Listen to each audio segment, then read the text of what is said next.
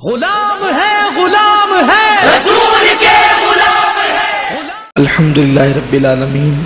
آج ماہ رمضان المبارک کا پہلا جمعہ ہے، جس میں آپ اور ہم سب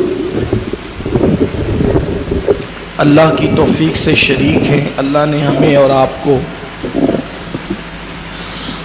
اس جمعۃ المبارکہ کے اجتماع میں نماز جمعہ کے لیے شرکت کی توفیق عطا فرمائی۔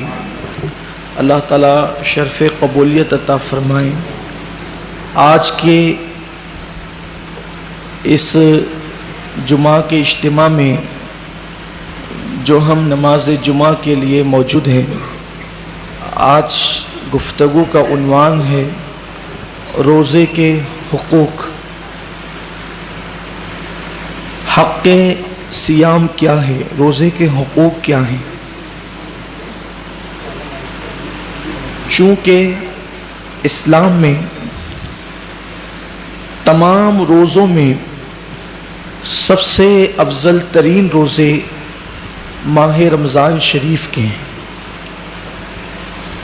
اس کی وجہ بالکل ظاہر ہے کہ ماہ رمضان شریف کے روزے ہم پر فرض ہیں۔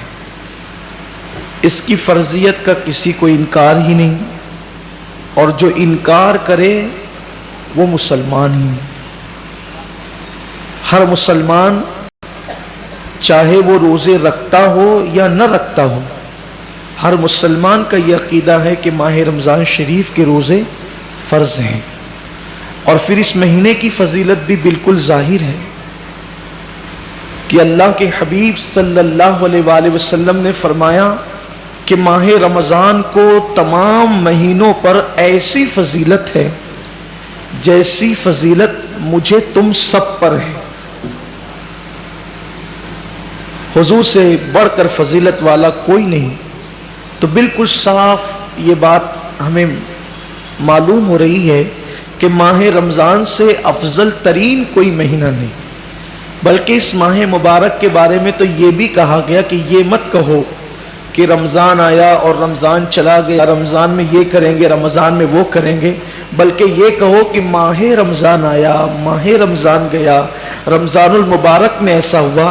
یعنی اس کا نام ایسے ہی مت لو کہ رمضان آیا رمضان ہے، اس کا نام احترام سے لو۔ ماہ رمضان آیا، رمضان المبارک آیا، رمضان کریم آیا، یعنی اس کا ادب اللہ کے حبیب صلی اللہ علیہ وآلہ وسلم نے، صحابہ نے اور امت کے اکابرین نے ہمیں سکھایا۔ اور پھر اس کی وہ پہلی رات جس میں آسمانوں کے دروازے کھلتے ہیں، آپ نے کثرت سے سنا ہے، صرف میں اشارے دے کر اپنے عنوان کی طرف آپ کو لے جانا چاہتا ہوں کہ آسمان کے دروازے کھلتے ہیں، رحمتوں کے دروازے کھلتے ہیں، جنت کے دروازے کھلتے ہیں۔ ایک سال تک اہتمام ماہ رمضان میں، ماہ رمضان کے اہتمام میں ایک سال تک جنت کو سجایا جاتا ہے۔ ایک سال تک جنت مزین کی جاتی ہے کہ ماہ رمضان شریف آنے والا۔ یعنی ہم تو عید کر کے چھٹیاں منا لیے ہوتے ہیں، لیکن اللہ کے معصوم فرشتے رمضان شریف کے جانے کے بعد آئندہ رمضان شریف کے لیے پھر اہتمام میں لگ جاتے ہیں اور جنت آراستہ کی جاتی۔ یہی وہ ماہ مبارک ہے جس میں کوئی خوش نصیب مسلمان کا انتقال ہو جائے تو وہ قبر کے عذاب سے بچ جاتا ہے، اور وہ قبر کی تکالیف سے بچ جاتا ہے، قبر کے حساب و کتاب سے بچ جاتا ہے۔ اور میں اللہ کی ذات سے امید کرتا ہوں کہ وہ قیامت کے حساب و کتاب سے بھی محفوظ ہو جائے کہ جو اس ماہ مبارک میں انتقال کرے۔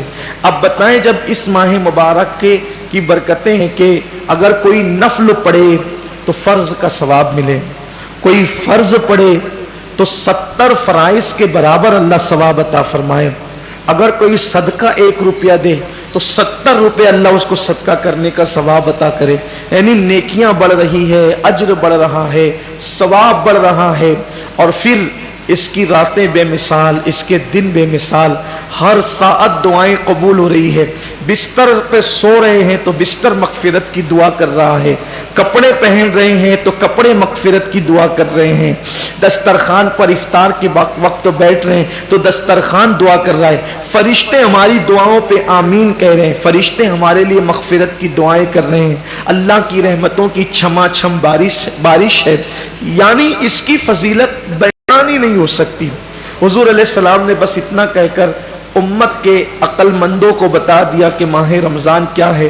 آقا علیہ السلام فرماتے ہیں جس کو ماہ رمضان کی فضیلت اور اہمیت پتہ چل گئی وہ تمنا کرے گا کہ کاش پورے سال کو رمضان شریف کر دیا جائے، یعنی مہینہ رمضان شریف کا نہ ہو بلکہ سال ہی رمضان شریف میں تبدیل ہو جائے۔